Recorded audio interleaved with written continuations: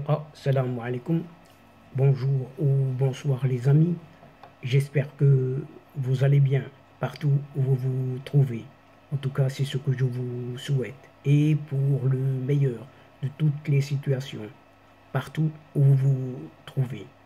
Bienvenue sur votre chaîne Bled Magharibia, qui attend comme toujours vos encouragements qui nous font beaucoup de bien. Merci pour vos précieux conseils, pour vos compliments, ainsi que pour vos gentils commentaires. Mais abonnez-vous pour rester tout simplement informé. Et cette séquence vidéo se penche, une fois n'est pas coutume, sur ce Portugal, puisque après les communistes, le Polisario monte cette fois-ci des socialistes contre le Maroc, alors que depuis Rabat, une certaine Ukraine en pleine guerre salue le plan marocain d'autonomie au Sahara. Le 12 mai dernier, le gouvernement portugais a réitéré son soutien au plan marocain d'autonomie au Sahara. Et le Polisario a vite réagi en mobilisant ses relais au sein d'un certain parti socialiste au pouvoir à Lisbonne. Et au Portugal, plusieurs voix socialistes défendent publiquement les positions du Polisario, en contradiction complète avec la ligne politique observée depuis juillet 2022 sur ce dossier du Sahara marocain par le Premier ministre, un certain António Luís Santos da Costa, également secrétaire général du Parti socialiste depuis novembre 2014. Ils appellent dans un communiqué Lisbonne à soutenir une solution politique juste, durable et mutuellement acceptable qui permettra l'autodétermination, cette sacro-sainte autodétermination du peuple du Sahara occidental, pourtant marocain. En tout cas, c'est ce que rapporte un média lusophone. Ces socialistes saluent l'engagement du secrétaire général des Nations Unies, António Guterres, leur ancien camarade au parti, a réclamé la MINURSO avec la nomination d'un certain Stéphane de Mistura, cet envoyé personnel justement de ce secrétaire général des Nations Unies. Toutefois, il regrette que cet Italo-Suédois, Stéphane de Mistura, n'ait pas pu se rendre dans la région à cause du blocage des autorités marocaines, entre guillemets, selon ces mêmes socialistes. Et les auteurs du communiqué invitent le gouvernement de cet António Luís Santos da Costa à collaborer avec les instances internationales pour assurer le respect des droits humains et la recherche de la paix. Et de rappeler à l'actuel chef de l'exécutif que les précédents gouvernements portugais avaient maintenu un dialogue ouvert, équidistant et équilibré sur la question du Sahara occidental marocain avec toutes les parties, y compris le Royaume du Maroc, avec les représentants du Front Polisario, soutenu par ce régime algérien, ainsi qu'avec les autres États de la région, reconnaissant le rôle historique et actuel de cette Union africaine dans la promotion d'une solution politique à ce conflit. Dès lors, comment réagir à cette déclaration du dernier sommet Maroc-Portugal? Cette réaction en faveur des positions du Polisario est une réponse à l'appui réaffirmé le 12 mai dernier par le gouvernement d'António Luís Santos da Costa à l'occasion de la tenue à Lisbonne d'une certaine 14e réunion de haut niveau Maroc-Portugal au plan marocain d'autonomie au Sahara, tout simplement. Et le Portugal réitère par là son soutien à l'initiative marocaine d'autonomie présentée en 2007 qu'il considère comme une proposition de solution réaliste, sérieuse et crédible, convenue dans le cadre des Nations Unies, rappelle un média lusophone citant la déclaration finale publiée à l'issue de ce sommet. Pas plus que ça. Et cette sortie des socialistes portugais, partisans du Polisario, n'est pas sans rappeler celle de leurs camarades communistes en septembre 2022.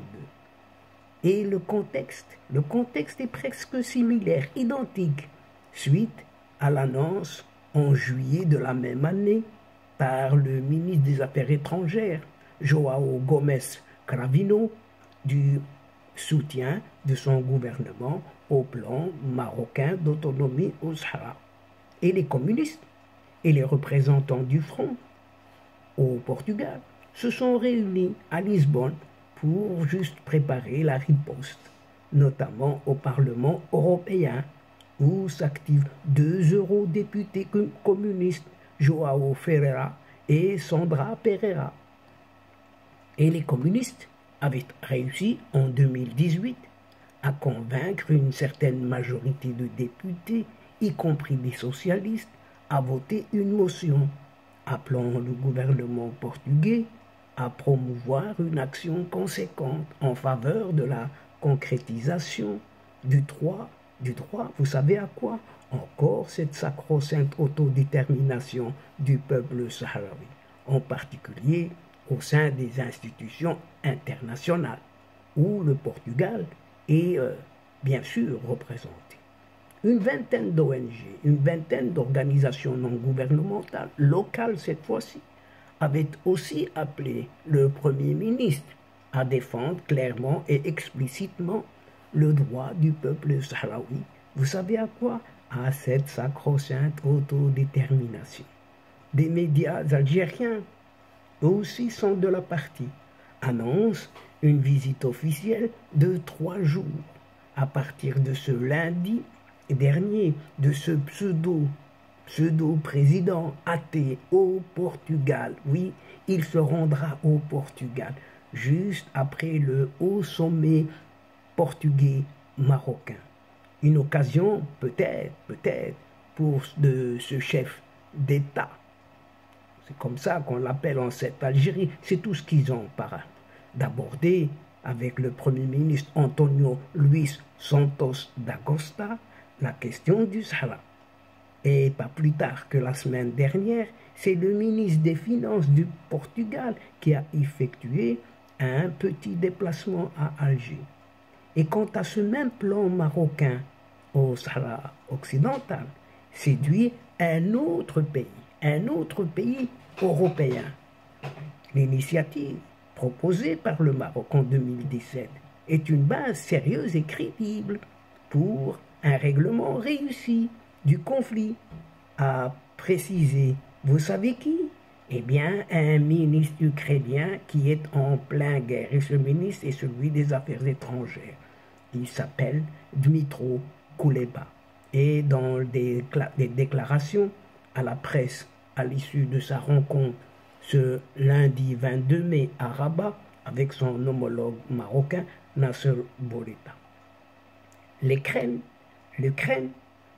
rejoint ainsi le groupe de 11 pays européens qui saluent la solution proposée par le Maroc, comme l'Espagne, l'Allemagne, les Pays-Bas ou encore la Belgique. Dmytro Kuleba a également indiqué que l'Ukraine appuie les efforts de l'envoyé personnel du secrétaire général des Nations Unies pour le Sahara occidental, Stéphane de Mistura, en vue de parvenir à une solution politique réaliste, durable et mutuellement acceptable. On n'arrête pas de le répéter et conformément aux résolutions du Conseil de sécurité des Nations Unies. Et ce chef de la diplomatie de Kiev, de l'Ukraine donc, a affirmé aussi que le royaume du Maroc et son pays connaissent tous les deux la valeur de la souveraineté et de l'intégrité territoriale. Fin de citation.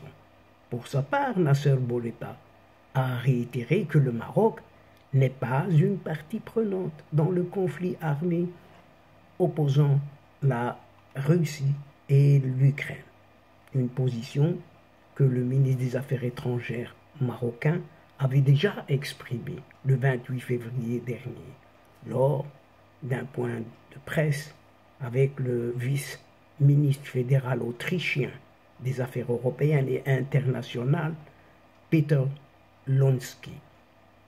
Le Maroc n'y participe, n'y pas participé, n'y participera d'aucune façon, a précisé le chef de la diplomatie marocaine. Néanmoins, le Maroc considère que cette question affecte la paix et la sécurité internationale et a un impact économique et social. C'est ce qu'a souligné ce diplomate. La visite de Mitro Kouleba au Maroc intervient 3 jours après le discours prononcé par le président ukrainien Volodymyr Zelensky au sommet arabe, cette fois-ci de Jeddah en Arabie Saoudite. Et donc, chers amis, mesdames et messieurs, c'est ici que prend fin cette séquence, tout en prenant congé de vous, mais nous espérons vous retrouver très très bientôt avec un immense plaisir. Merci pour votre participation, de nous suivre jusqu'au bout, sans oublier de nous aider mutuellement et d'aider votre chaîne en vous y abonnant afin d'être informé. Et n'oubliez pas de partager autour de vous les séquences vidéo de votre chaîne. Quant à moi, il ne me reste plus qu'à vous dire au revoir les amis et à la prochaine fois. Assalamu alaikum wa rahmatullah wa barakatuh. Ma'as salama.